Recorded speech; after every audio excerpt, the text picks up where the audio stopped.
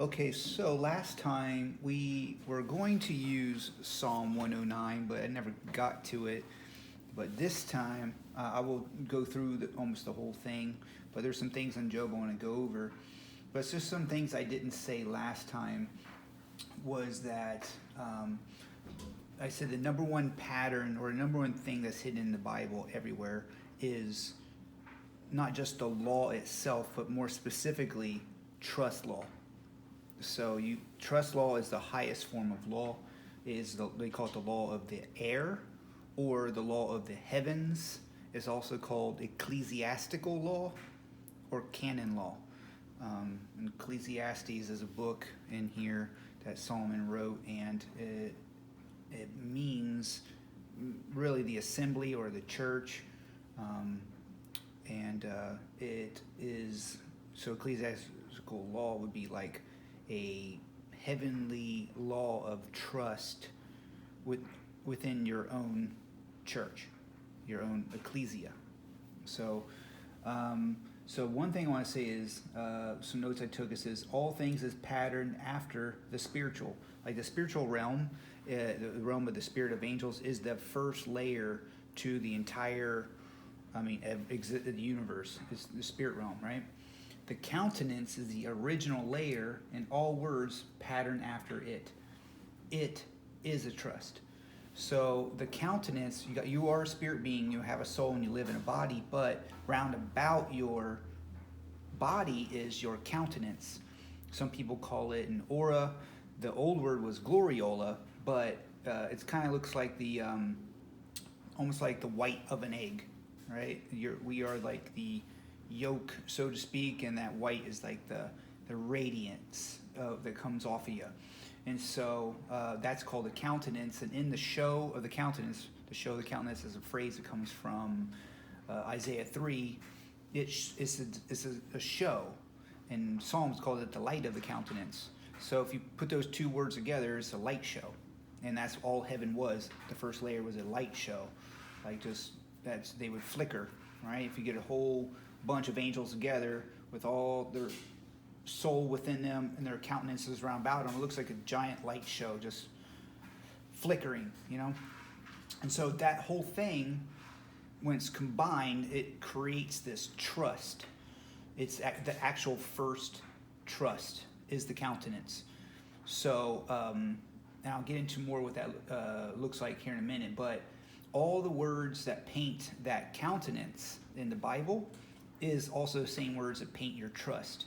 And so it is a mystery to see this. And I put also says, that's why also all words are the trust and the countenance. Also, I'll say this, is saints know how to write law. They are what's called a lawgiver. And a lawgiver is a king and a lord. Those are known as masters of assemblies. And that's all from Ecclesiastes. So to be masters, plural, assemblies, plural, you can assemble everything after the interrelated system. So you can even see someone's countenance and see what they're going through, and you can minister them like a priest, but also as a king, you know how to command and build your army, and your army should be your children, which is also your disciples, which is also the saints. And if you're getting with other families and other children, then you are partnering with their trusts and everything, and that's what makes a nation, right? So, and actually within that, there's like states. You can tether all states in a union. That's what our United States is.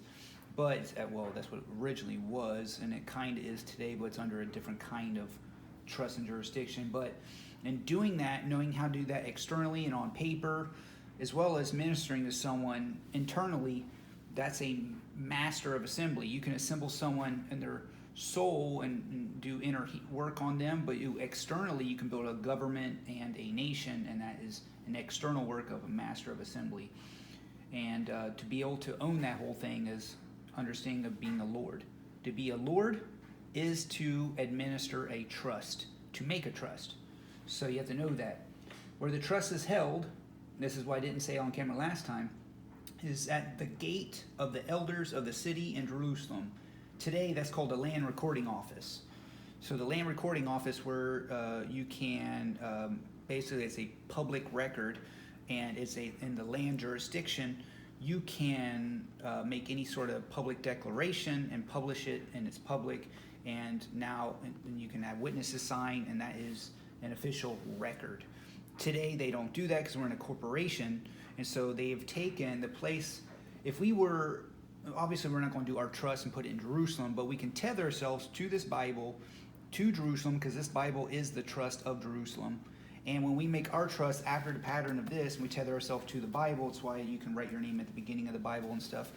And then you write your children, and they're all held in trust, and all your wife, and you as a father and husband, you're putting all that in your land and your deeds of your house and everything in trust, held in trust, tethered to this. You record it on the land in the land recording office. That is a legit trust, and it's private. No one can touch it, right? So where that would be held normally would be if we would have a gate around our estate, like a wall, and where the gate is up in the wall is where the elders sit, and in the corners of that wall is supposed to be where your trusts and your books are held. That's called the Book of Life. The Book of Life is a book of record of what is your life.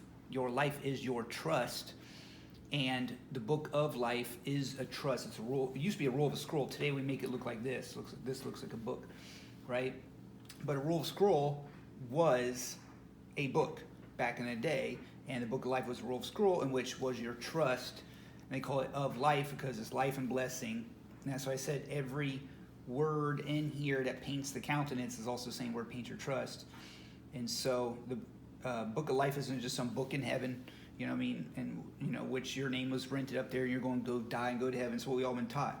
Like the Book of Life, first and foremost, is like the Book of Life is in the show of your countenance, because after you get born again, you get this clean heart, but as you begin to know God and read His Word, you begin to renew your mind, and as you begin to engrave and walk with Him, you engrave on the tables of your heart His wisdom, knowledge, and understanding, or His words that you get out of this, and it actually begins to form these stones of fire round about you. It begins to make this wall round about you, and that wall is the show of your countenance. They call it stones of fire.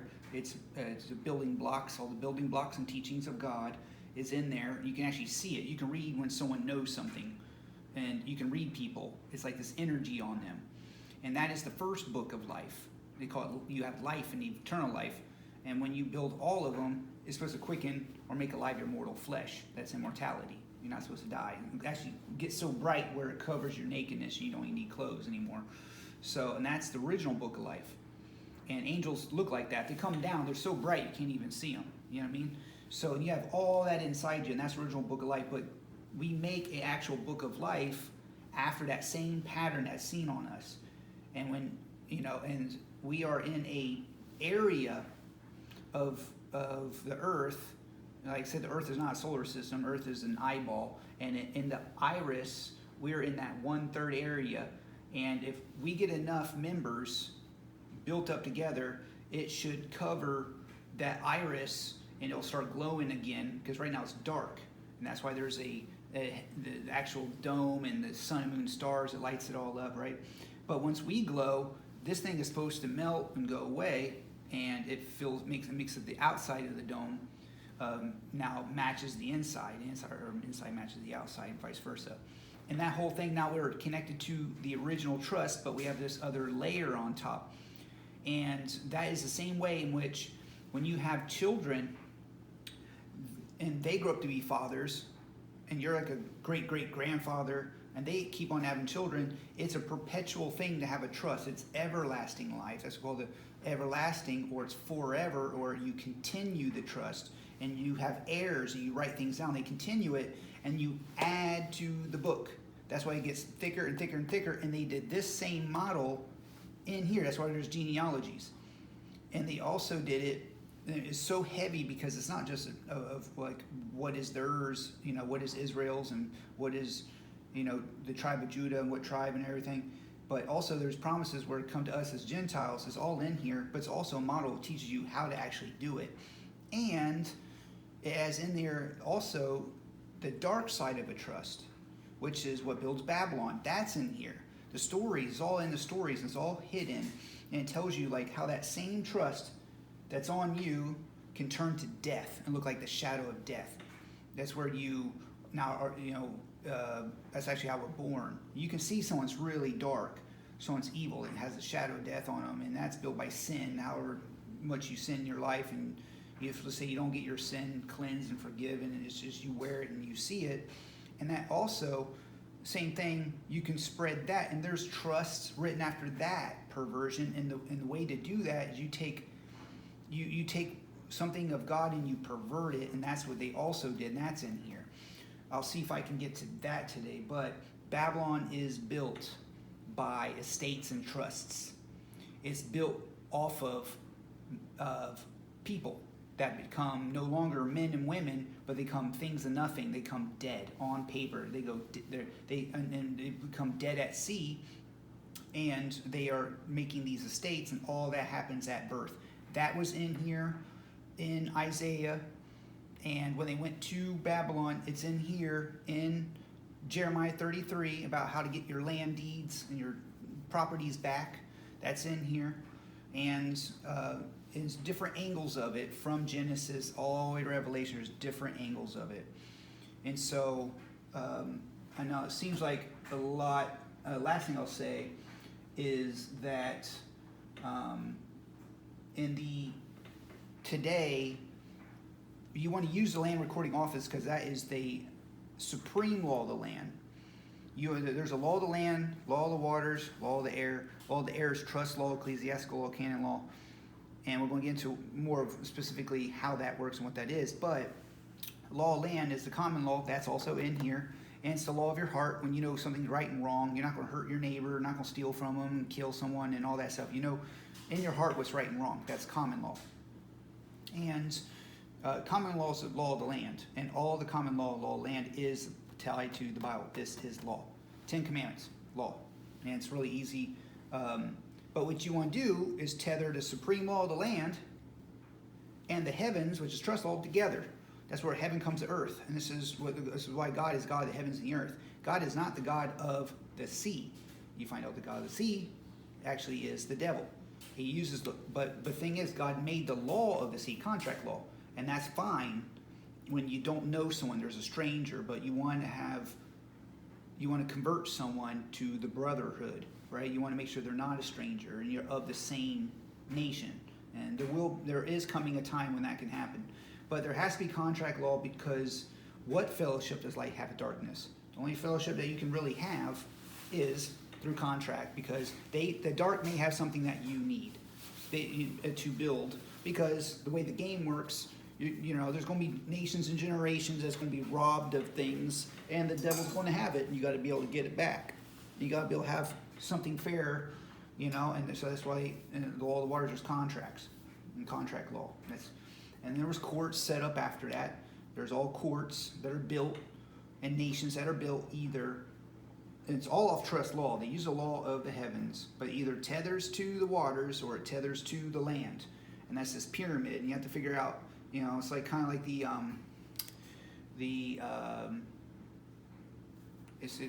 exposure triangle. The way the exposure triangle works when you learn like light and cameras and stuff, you have to know all the sides of how it works. You have to know the contract law. You have to know the supreme law of the land. You have to know, which is common law. You have to know trust law.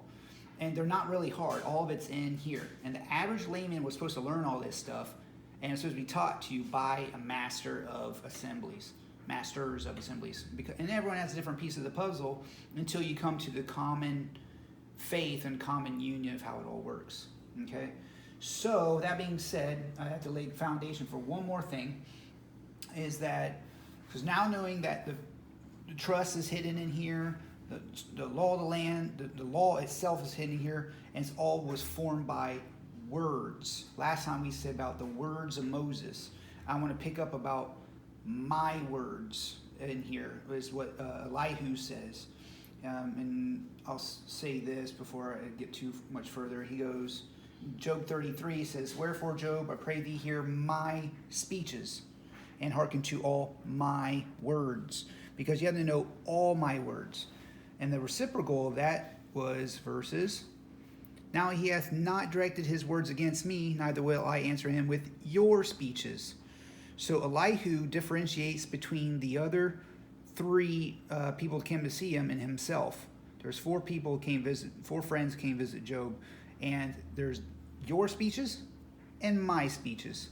And you have to know that even though when you read Elihu and his sounds a lot like the others, there is a difference. And I'll get into what the difference is, what he says. So, but before I get into that, I want to say this one thing is that, and I may have said it last time, but the book of Job here, this whole book is a culmination of everything from Genesis to Esther. And so, hidden throughout each of those books that are before Job, more stretched out through the book, each book's, is all the hidden parts to a trust and all the hidden parts to building a government of either Jerusalem in the nation of Israel or Babylon in the kingdom of Nimrod, right? What was at the Tower of Babel. All of that is spread out and hidden in the stories. A lot of people don't know this, but it's the words within the stories, and as you get the words to the parts of infrastructure, you begin to put it all together. And that's what I've done is I pulled out those words and put them in a notebook as like a template. And if you look at how my Bible's written, I got all this ink here and everything. If I could just take and pull off all the ink and put it in here, that's kind of what I did. Because 2 layers, there's a story within a story, and that story within a story is the hidden structure in which to birth a nation, which is building the kingdom of God. All right, and you have to know that Babylon's always coming back and trying to destroy us, destroy our nation, right, and feed off you. And you have to know what it is and where it's at in this progressional model, because it will always come back and it'll always try to be a monopoly, a one world government. And it's all in here. And it's the same story over and over and over again, but each story has a particular vine, it has a particular strand of pearls that each pearl in each talking point builds a puzzle piece. But that strip is like learning almost like a single style of dance or a single style of music, right? But when you get to Job is a combination of all those things, and it's a symphony. It is a masterpiece. It's everything from Genesis to Esther all in one, and it's made its own story, so all the words are in here. So you can actually learn from one book everything from Genesis to Esther. So the same way, the New Testament is built the same way from Matthew all the way up to book of Revelation, Jesus Christ. There's a little bit of something different in those books that is hiding things about law. But it's doing it from the perspective of being inside Rome, which is like being in the guts of the Tower of Babel. The Tower of Babel, you just read like, oh, I made a tower up to heaven. You don't really know what it is. Like, oh, they want to be one. And they said, let us make us a name. And you have to know what that means. It's not like, I want to be famous.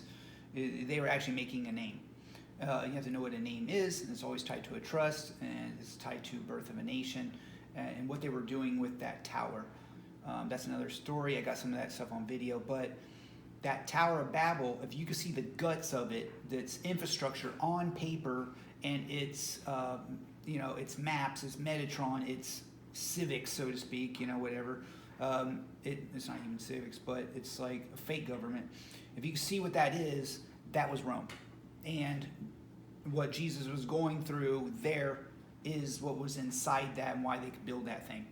And you see it broke down in the book of Daniel throughout different empires, because when it was scattered and the languages were scattered, it was busted up into 4 different pieces.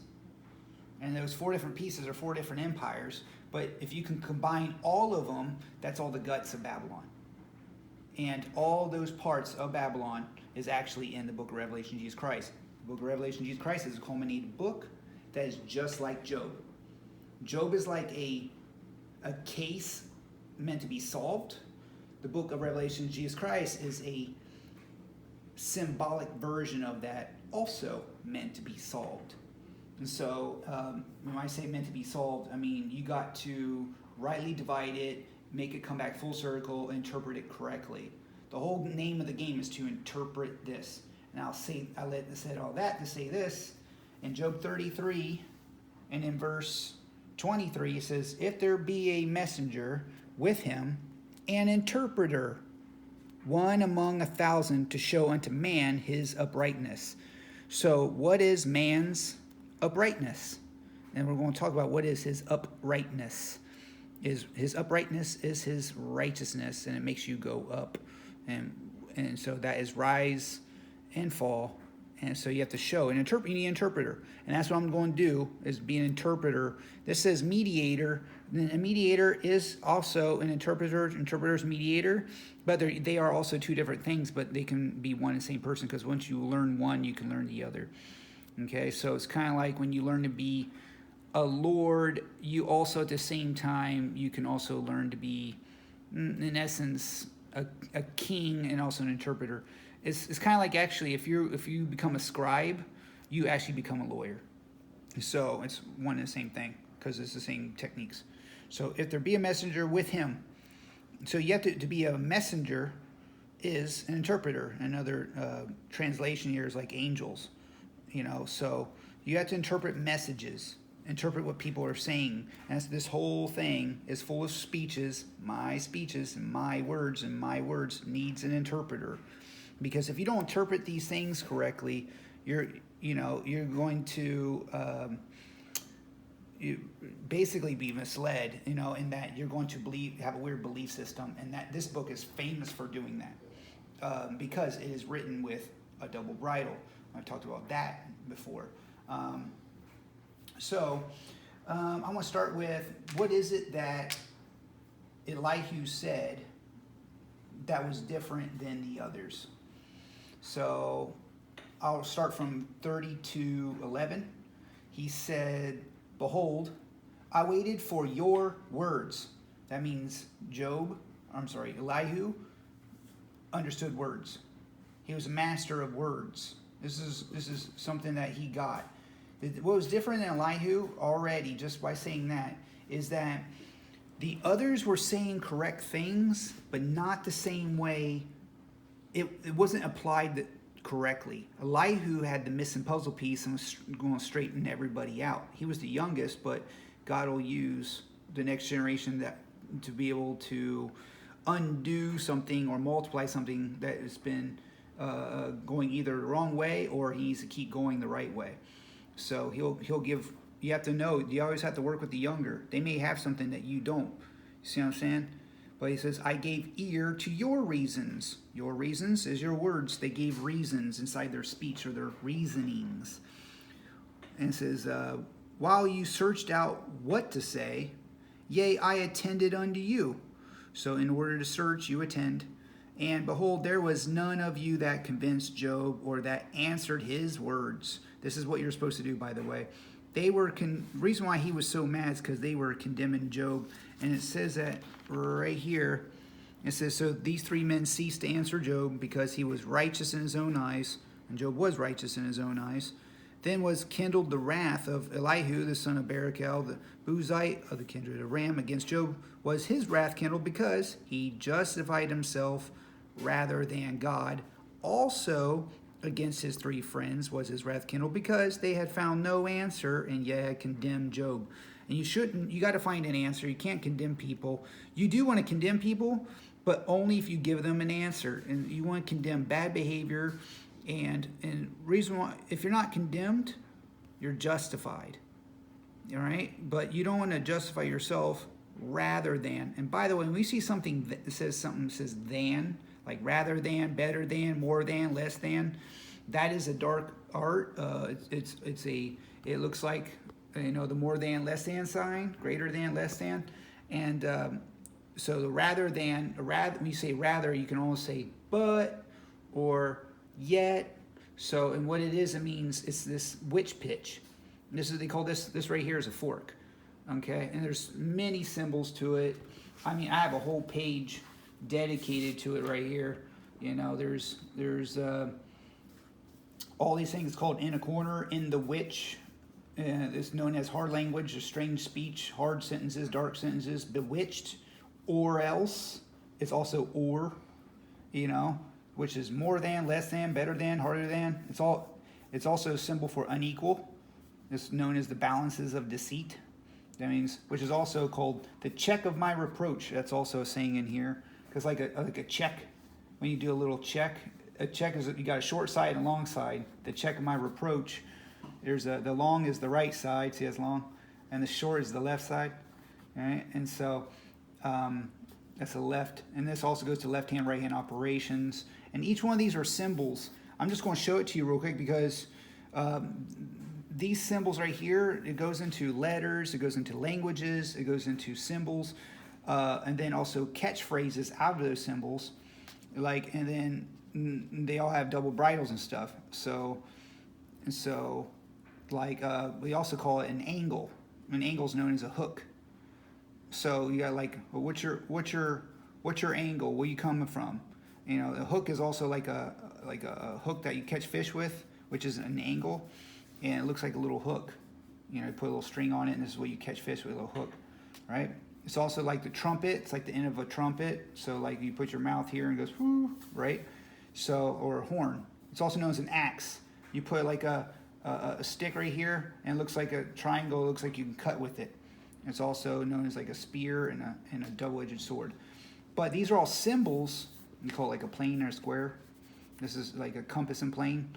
So this is all in here, hidden in there. And you need to know this because when you say these words, you know, it's going to trigger these trainings, and these are all arts and sciences. You have to know that, because if you don't know that, like you're going to stay on milk, and that's the meat of the word.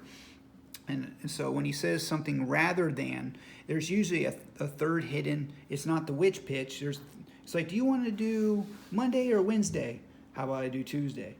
All right, the which pitch is supposed to railroad you, right? Because he judged myself rather than God. Like, but you're going to find out there's a thread that's not rather than God, where you're greater or less than God. What justifies you is being with God. And I'll just show you that real quick, because I may forget to come back to it. That's right. Just to show you, you got to find these words and link them. How should man be just or justified with God? He's actually just by being with God. If he will contend with him, he cannot answer him 1 of 1,000. So a lot of people, for face value, a lot of people would read this like, see, you can't contend with God because you can't answer him 1 time out of 1,000. But remember, it says 1 of 1,000. That's a catchphrase that we just read. It says right here, 1 among 1,000 is an interpreter. Statistically speaking, 1 out of 1,000 people are going to interpret this book correctly. The rest of 1,000 are going to fall for the face value. Hey, yeah, how should man be just with God? You know, you can't contend with God. Like, they're going to read it like that, and it's going to be all patronizing and stuff. You know what I mean? So, but actually in this, how should man be just with God? You have to be with God to be just. So you have to find out, how are you with him? So and I'll get into that later. If he will contend with him, but what's so funny is with him is a double bridle as a single word. Instead of contending against God, you actually contend for God. So with is one of those words. That's it's a tether. It's like a string connecting these pearls together. So you have my lines, and the circles are the pearls, but the lines is the string. So this is like a with is like a string, and the string can be changed.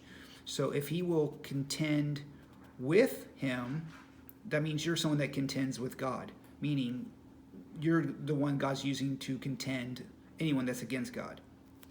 He cannot answer him 1 of 1,000, but when it says you cannot, it means you can.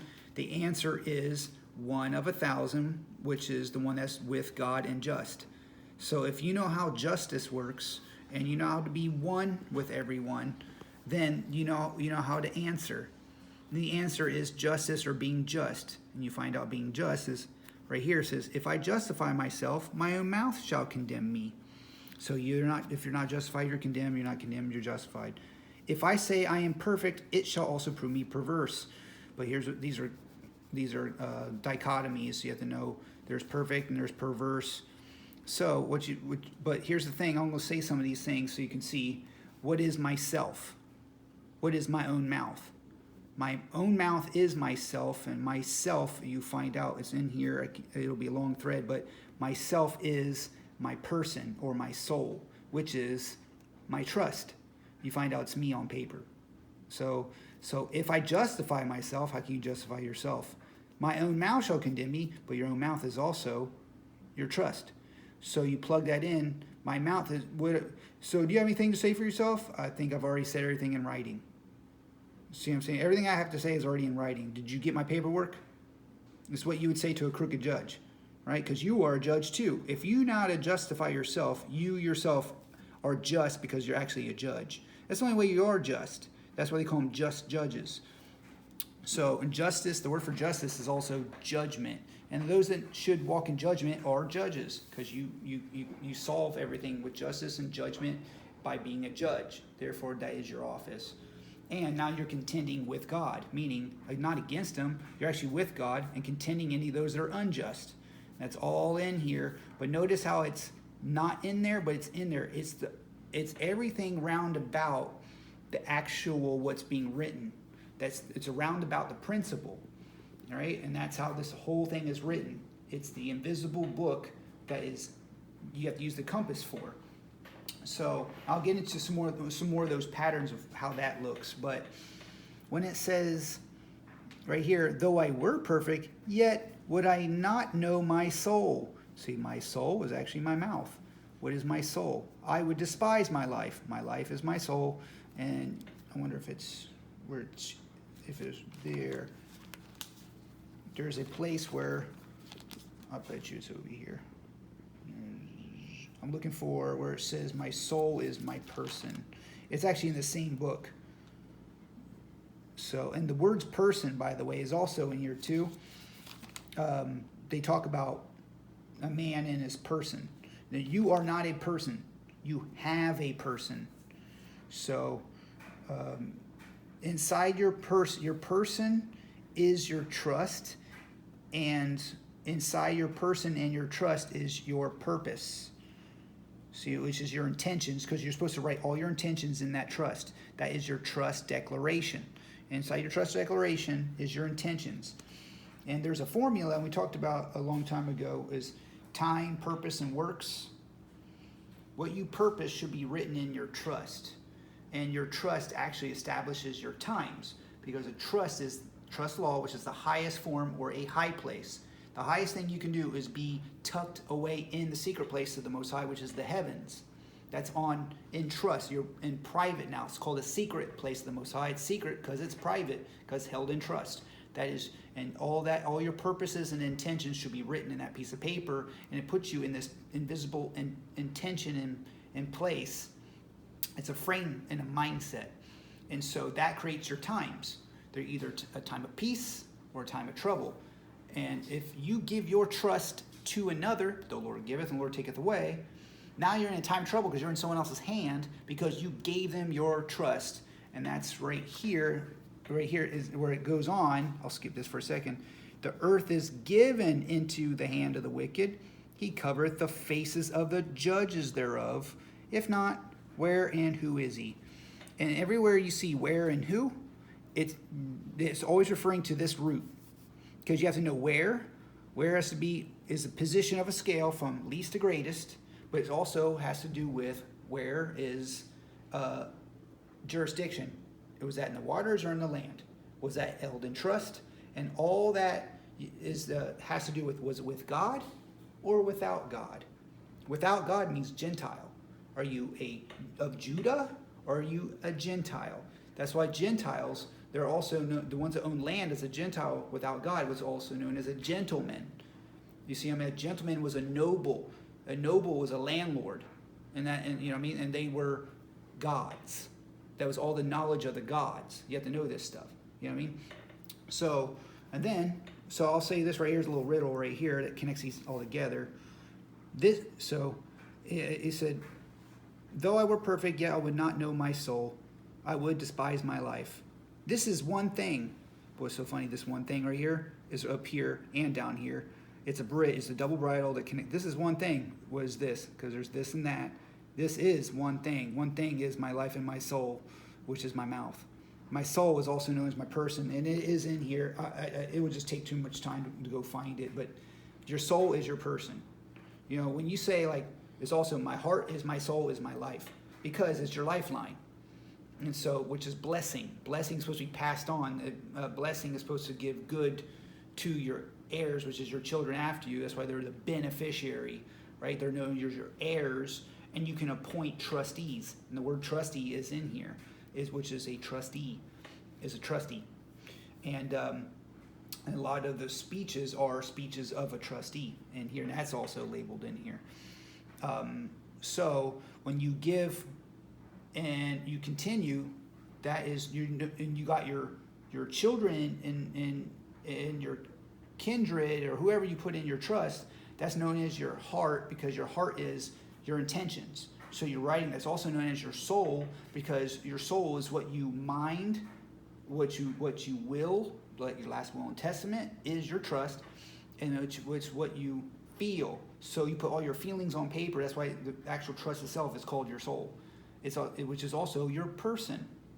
So your person is your purse. It works just like a bag or a purse that you put everything into. You put all your assets into it. That's why your trust is known as a purse. So it's a person. It's your trust is your heart. It's your soul. It's your life. And you'll see that every single one of those, your heart and your soul and your life is a book of life round about you. And your trust is also a book, which is Roll of Scroll, but also where your heart pours out of you, it stretches out like a scroll, and it can roll up again, because you can be filled. That's what the baptism of the Holy Ghost looks like. It's an actual operation that you can see when you go down and you get reborn again. You can see when you're filled and refilled. It's like when you drink water and you're filled up and you're hydrated, then you deplete yourself, you start getting tired and sweat it all out. Same process. As I said, this system is in everything. You can see it. So just as much as you can be filled with the Holy Ghost, you can be emptied out of the Holy Ghost, because you deplete yourself every day. So you got to get more God. You got to go enter into the Holy of Holies. And that same process is literally in everything, that pattern. So not to get too far away, but so the earth is given, the Lord giveth and the Lord taketh away, into the hand of the wicked. Actually, the earth, which is the land jurisdiction, we give it away. That's why people can get land. There's landlords and stuff. We give it because we do it by our signatures. And this right here is what happens at the birth. And that's everywhere. When it talks about the birth in here, anything about birth or why did I? Oh, I'll just show it real quick. Here's one. It's over and over again, different ways. Why died not? Or I not? Sorry, it's like the ink is hiding it. Why died I not from the womb? Why did I not give up the ghost when I came out of the belly? Actually, you did.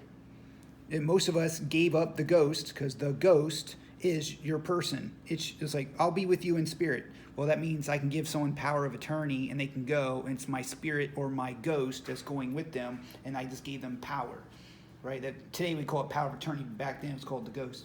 Why did I not give up the ghost? Why died I not from the womb? There's a way you actually did die by giving up your ghost. You did die, became dead at sea, and was from the womb, was at the birth. This is what they did. This is a little piece of that's hidden in Moses' writings. What Pharaoh was trying to use the midwives. Those are the ones that they do the birthing process, just like the nurses today get you to sign. You know, you think you're signing a birth certificate, and there's a certificate of live birth, but certificate, both of them, is admiralty corporate jurisdiction, which is of the sea, the waters. It's all contract.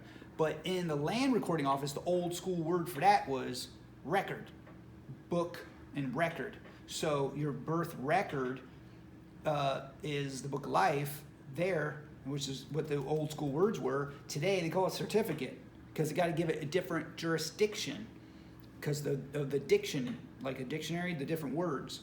So that's why I call it certificate today. But the certificate of live birth is equivalent to a birth record, but a birth certificate is a bond certificate. It's an actual bond.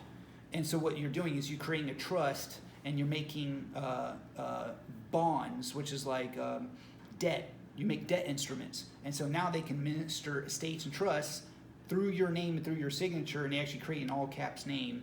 And then they fund government. They get money from, I believe it's the IMF. And what they do is now you are bonded and insured for the debt. It's like 1 million bond and 2 million insured for the debt in the United States. And that's why they're able to print money. And the same process was back in the day, but they didn't do it through a printing press. They did it through what we see in here is called the denarius. And what's so funny is, they use and it's all in here too, like I said, they use a birth registry versus birth record. They use a birth registry to create certificates, but that birth registry was known as a mark. So then they still do it in Finland and Germany. They called it their a mark. So we have a dollar. The denarius was what they had in Rome, but today in like Iraq and Afghanistan, called dinars. Like, it's not denarius, but what it is a mark, like a Deutschmark. And so that was after a mark is after like a trademark, and it says that it's at the end of words. And so it's a riddle in here, and it says, and I'll see if I can find it, but at the end of words you put a registry symbol. It's an R with a circle around it, and that's your trademark. And there's many different trademarks too. You can trademark your name and all that stuff to where no one can use it and stuff, right? And so basically it works like by trust law. But a mark is a stamp, and this is where this is in Daniel when we talk about he stamped and trampled them. He didn't stamp them, that like trampling with his foot, but he also did, it's a riddle, he used a stamp, an ink stamp. And so instead of a seal is a signet ring. That's what you're supposed to do in the land that connects you to the heavens trust.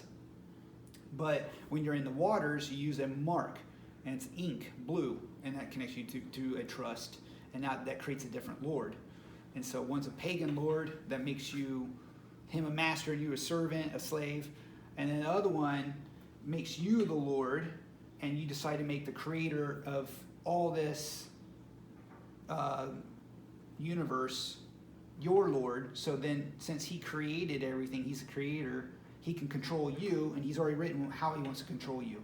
So now that gives up, it takes back the control that you may have given to another lord that can tell you what to do, pay me taxes and all this stuff and everything. You have to know this stuff, why this is how it all works. But also at the same time, you have to know why the flat earth and all that stuff and globe earth, because globe earth is actually pagan and removes the creator and says like, oh, this just was birthed out of nothing. And that's what those words, birthed out of nothing, is you're just a thing of nothing, and we're all nothing, and we're all dead. Oh, that's all the words. It's over here. That's in the waters, because the waters holds dead things, but the land of the living is all living men and women. No longer dead things, not a thing of nothing, but a man, a living man or a living woman. And so you have to know that, because these words is what builds the law, and then statutes that are after it on both sides, and the trusts, because the different jurisdictions for each trust. And one trust, it's also in here, it tells you what it is, by the way. It says that, let's see if I can find it. It's called trusting in themselves, where, I'll see if I can. But this I want to put on camera though, where it says, he removes away the speech of the trustee. See how they spell it with a Y? That was like in Running Man. It's on the back of the guy's shirt at the beginning of the movie. He was a trustee. It's also in the movie Life with Eddie Murphy. They're trustees. They're because it's a private thing. The prisons are private, and it's ran just like a kingdom. It's so funny. Like those are like Mesney lords and stuff. And so there's the trustee, and takes away the understanding of the aged. But what's so funny, the understanding is connected to a trustee. Trustee is given standing, but he's under a lord, because he's under the executor of the trust. So you see what I'm saying? So that's a trustee, and that's today. Some kings are trustees, but they're not lords. And that's like Caesar. He was under, but then again, you can have, and it's really interesting. They play, I'll just say this because it's hard to jump all around. I got to paint this picture is that you'll have like someone like King Caesar, right? He's a czar of the sea. That's what Caesar is. He's a czar of the sea. So as a king, he is a man over things of nothing, which is the residents. They're all res. All right? And it's so interesting. I have to say this before I could jump too much around on this, but a resident, so you can be also a president of a resident where you preside over a res. That's almost like a trustee is a president. And but it's a different jurisdiction. That's what they call it president. It's no longer a trust. They don't say trustee. They don't want you to know what trust is. And that's why we have the president's office and executor, right? He's supposed to be like a executor of a trust as well as a trustee, but he's a president. He's like the chief executive officer, so he's executing different things from a different jurisdiction, but it's a twin. And I think I said that before, but Caesar, he is a king under a lord, which is the emperor of Nero. But what's so funny, he is a man as a king over things of nothing, which is the residents. But at the same time, he's also a thing of nothing as a king. He's both the land and the waters, and he's owned as a king, as a thing by the Lord, the emperor. Okay, so and that emperor can have many kings round about him, like 10 horns, right? And so he wants to control that. Okay, so and that's how he built his empire and stuff. He was controlling many kingdoms, and he owned all those men.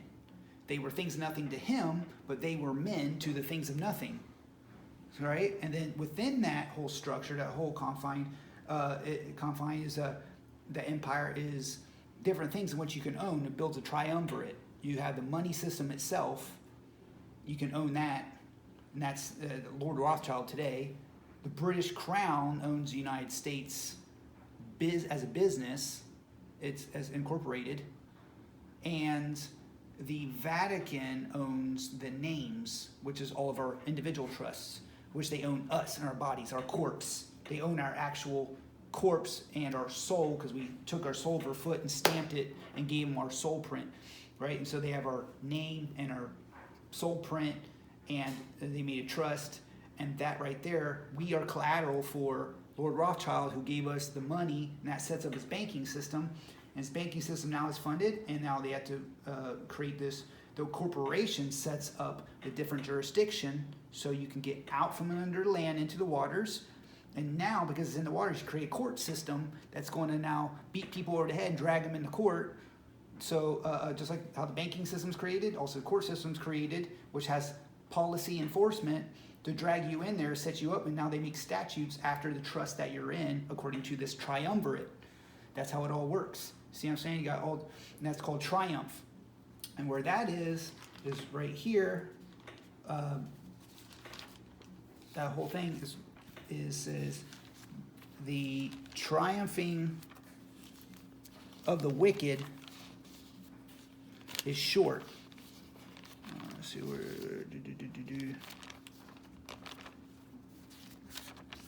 There it is. Says that the triumphing, a triumph, tri is 3, the triumphing in like an umpire or an empire, triumph as in triumvirate is like a pirate, right? And they triumph, right? They rejoice, right? There's a joy that comes from them, because when they get people in, they go and conquer a kingdom and come back, and they're happy because they expanded the kingdom for their emperor. And they're all homosexuals, by the way. That's why they're all happy. They do it for their little boyfriends, right? The triumphing of the wicked is short, because they're shorting people. And the joy of the hypocrite, but for a moment, and for a moment means short. So meaning that they're shorting the whole world. That they're not going long. They're not everlasting. They're robbing you. That's why the robbers of thy people will exalt themselves. When it says exalt themselves, this is what's funny. It's fraudulent.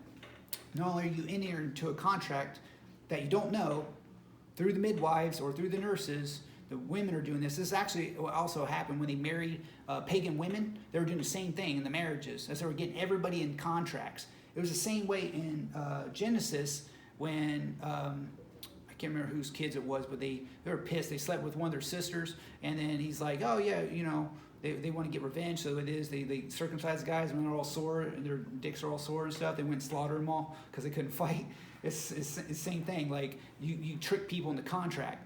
And so these guys were willing to get in contracts. They thought they were going to get the sister, but these guys wanted to kill them all. And it was actually kind of dirty, but and the father says something about it. But it's the same thing. You get in contract, and we're all lords ourselves. You have the power as a lord.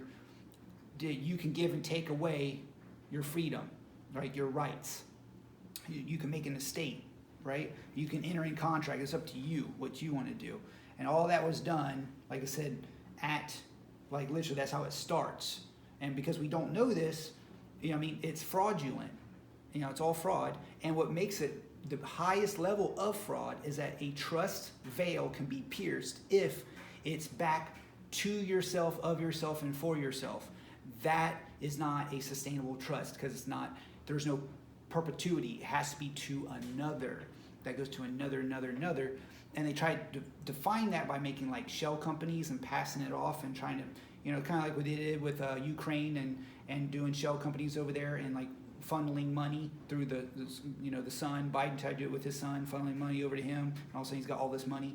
They try to do it that way and keep it like in the family, so to speak. But it's not sustainable because it's still of yourself and to yourself, right?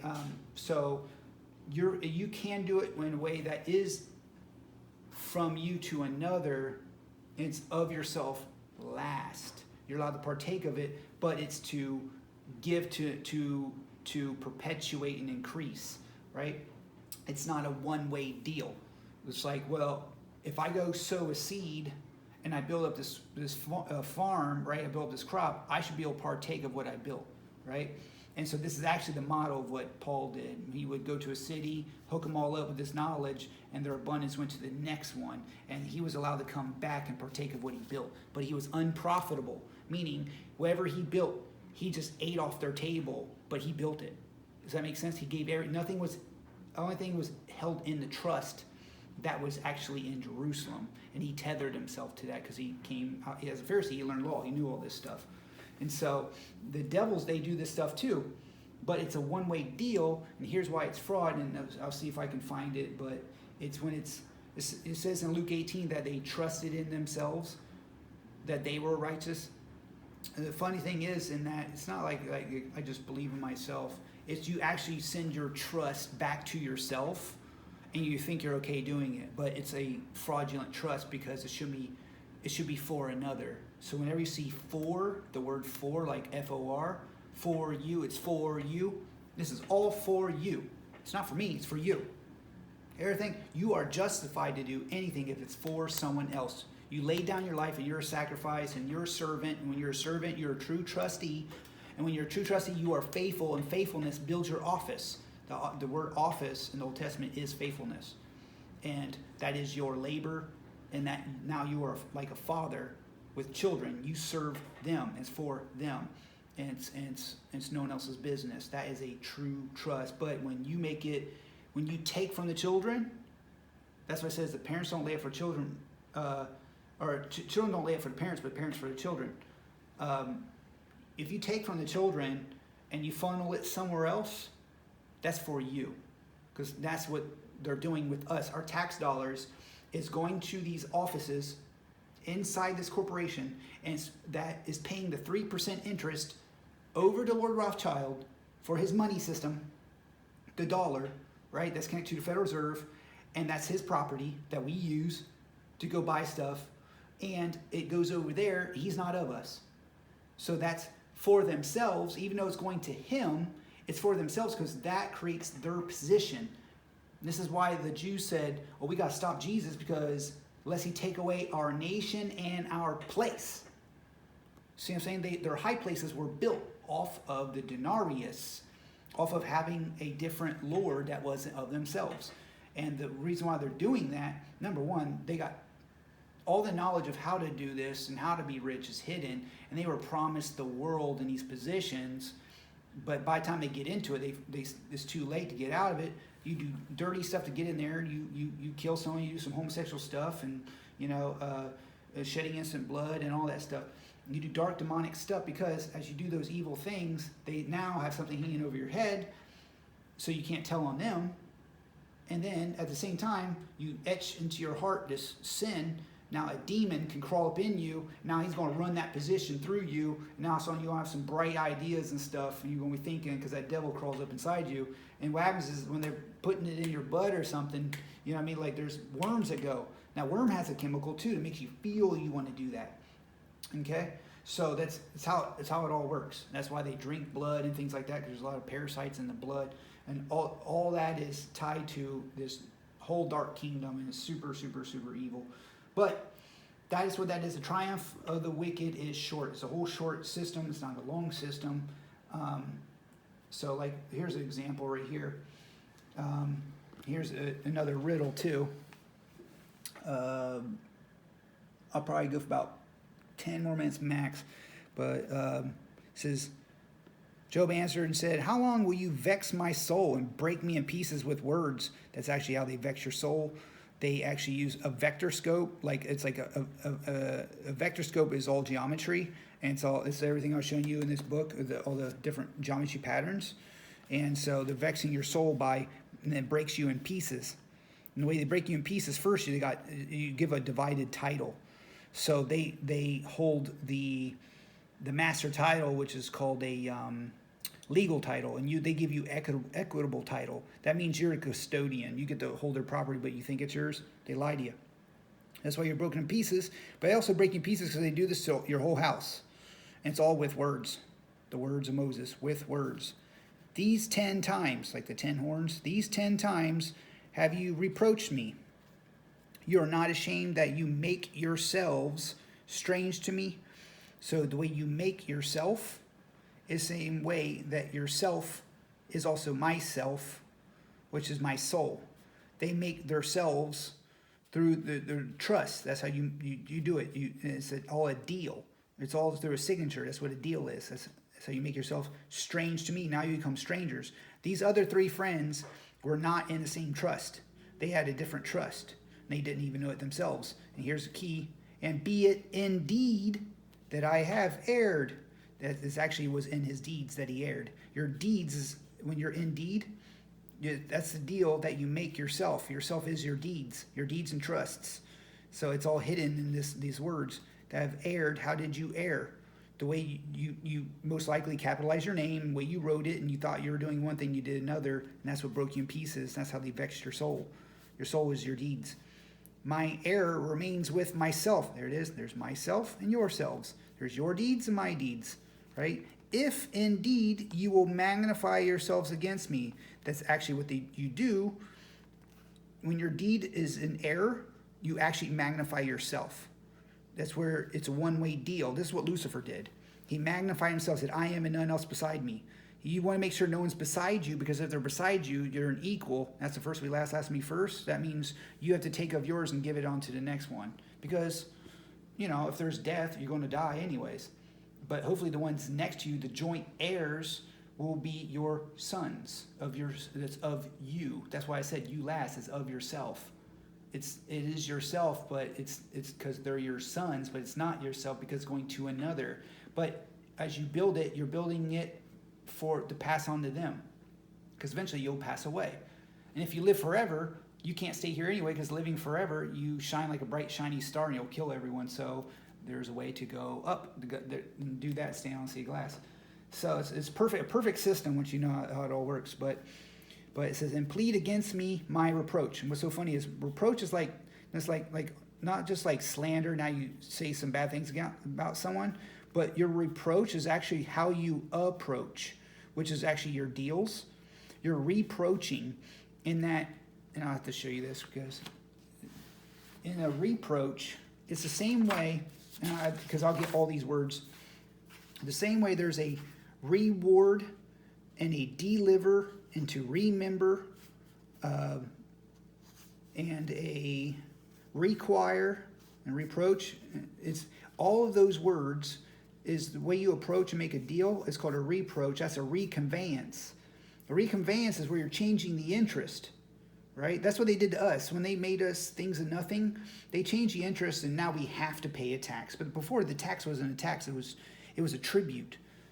A tribute is a tax, but it's not. It's a contribution, right? A contribution. But on the dark side, you're a tributtal, like a tribunal, like is a court system, but a tribute is where it's a three-way butt system. It makes you a tail.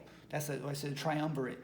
And that's taking money from you because it's theirs anyways, and that's a tax, right? But if it's your silver and gold, right, that's yours. That's not theirs. You're the Lord of it, right? And you can buy whatever you want, and you can contribute. It's a contribution, or it's a charity, a charitable tax. That means you can give it away for free if you want to help, the least of these is supposed to be to serve all. And that's supposed to be your public servants, right? They're supposed to be ministers, not administrators. But if they're an administrator and they're using the world of the adder, which is the snake, they're in the waters. They're adding to words that they added to God's word, and they took away from God's word to create this new ministry, which is a new service in the waters. That's what they did. See what I'm saying? That's called conveyance when you do that. So, there's an offer and acceptance as conveyance. So that's a deal. And so when you do that, they play games what's called when someone requires something of you, they're the Lord. But also when you acquire is also pages or leaves of a book. Like this is known as like a choir. Don't confuse that with also a choir that sings, because it's like the same thing. They are pages of a book. So when you require, you're doing what's called like shuffling cards. There's two ways to require. You can change jurisdictions. That's the same way as a reproach.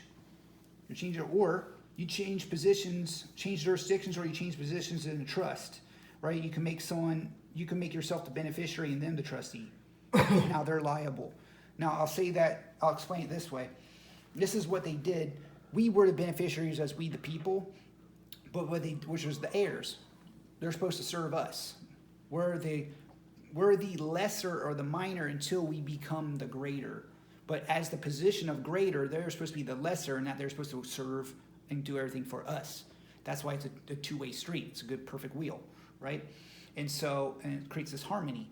But when it's a one-way deal, the lesser becomes the greater, and the greater becomes the lesser. Now it's a one-way deal, and they, like a parasite, suck the life out of us, and now they force us to pay tax. Now it's a tribute, not a contribution anymore. Now it's a tribute. Now it's a tributtal, you know what I mean? And so, because they added a military jurisdiction they did that with the president. They made him commander-in-chief, right? So because the military jurisdiction, and they're allowed to do that through all these executive orders, because it's a corporation, you know what I mean? And so they brought in another layer of that. And it can work on both sides, by the way. So, and they do that in court. They try to make you, them the heirs, and you the trustee, so you're liable for breaking any statutes, which is breaking a trust. And you go in, but you can do all that. You can shuffle all this stuff around. That's called a require. And so this is what happened here. So, so he said, where is it at? He said, requires through a reproach. So that's when you reproach, you make yourself. You can make yourself either strange or of me, which is to me. So you make yourself either a beneficiary or a trustee. And as you do all that indeed, how you're titling yourself. Oh, and that's what I have to show you real quick. You have to see that. Have to see that. I get this on 109 again. So it seems like it is a lot though. It's heavy, but it's worth it. So right.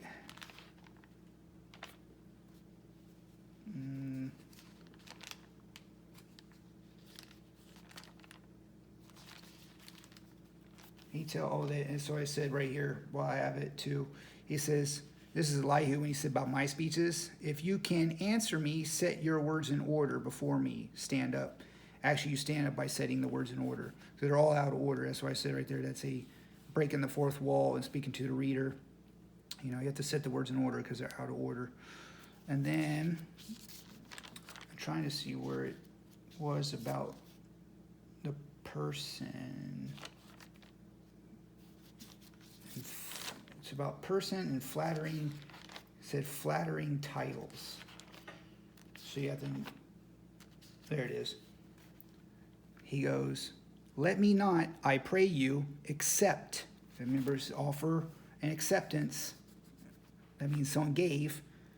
Let me not, I pray you, accept any man's person. Neither let me give flattering titles unto man. Actually, your titles comes from your person.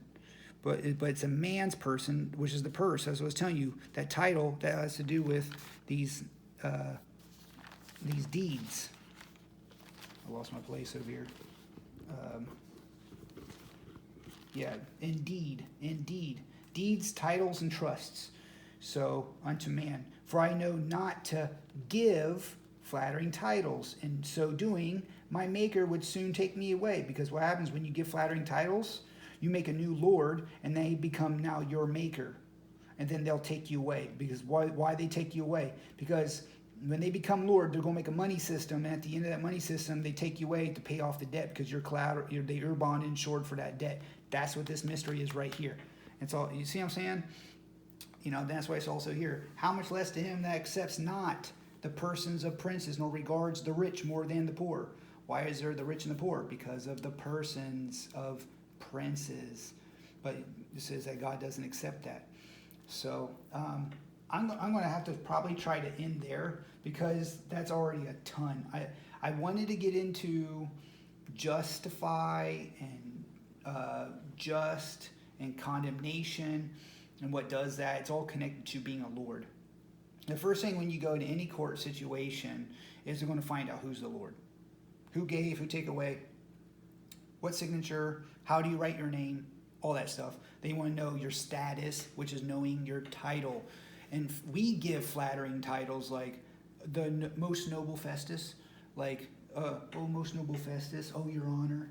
Like that's a flattering title, but you are in honor if you stand in your court. They teach you to do all this stuff. They teach you to be a slave. 8 ways from Sunday. It's in all the education. They get you to use the word. They get you to call yourself a person, which is now you're mad. And that's all in here too. It's called the madness and folly. It's in the book of Ecclesiastes. It's the foolishness of it's foolishness and folly of a fool because you're mad. You're crazy. You call yourself a person. You're a thing of nothing. That's what the person is, a thing of nothing. But you have to connect all these dots together. But it is every book, literally every book in here. And but last thing is I didn't get into also what made Elihu different than the others. He begins to unravel some of these things. I'll beeline it real quick so I can continue this next week. Is that a Mandelbrot is like you see this big picture, but you zoom in, you get and zooming in is it's the little pieces is the big picture you find out, and it keeps on going forever and forever and forever. That's the way the Bible is. You have this big picture, you got these speeches, but in these speeches is these little sentences, and in those sentences is these little structures. And Job, the way his is. Job is, he says right here, in Job, he goes, when the last time he speaks, he says, in chapter 31, verse 40, it says, the words of Job are ended. So, and what's so funny is they're ended in that, they did end, but also they're open-ended because everything Job says is like this question or like a statement. And the question is like a rhetorical question. It's like, how this and why that? And it's like, and you're assuming that there's this answer to it the way he asks it. But really, if you remove the assumption, the question is, the real answer is actually in someone else's speech. And that is that's what's in Elihu and God. the answers of Job are hidden in Elihu and God. But in the other three, in their speeches, is all correct stuff. But they need to be reapplied somewhere else. So everyone's saying true stuff. But also at the same time, in all their speeches, is all these construct patterns. And every single construct pattern is all in here. But each book in the whole Bible majors on different ones. So like Proverbs uses a lot of like but and, right? And those are in here. There's this and that is in here. But those are really majored on in Paul. He uses everything. He's a master. He uses every single technique. And it's a lot like this book. So I'll kind of end it there because that's already like a lot, but I'm trying to show you again and again. I need some infrastructure, I had to say, of like how to paint this picture of what it is today and stuff. But I want to zero in more of what's going on in here and where those words are. I was going to use Psalm 109 to break down. I did a little bit of that today by talking about, like things like reproach and require. You're not just requiring something of someone, not just slandering some, reproaching some. Reproach is like, the reconveyance of something. And require is the same thing. You're requiring and shuffling the pages around. The same thing when you're rewarded. You're not just rewarded with like a blessing or something. You reward. The court of wards and liveries was made off of rewarding. That's how you change your name, and which is your wards. And liveries is when you're delivered because you change your livery, because you change your ward, because you change your name. So when you change it, you do you do a D, because you're delivering yourself out of, and they also call that a departure. You're leaving the waters and going back to the land of living, or coming back from the dead. That's what a deliverance is. You've been delivered. And in that, when you spread that, it's called a remembering. You remember the Lord, or you make new members. Not just remember, like I thought of something. No, it's a remember. All these are hidden things that are in easy words that was meant to hide the process of the trust in which to express your trust and get that recorded. Okay? So, that was a lot. Ready? All Yeah. right. See ya. Thanks, man. Mm-hmm.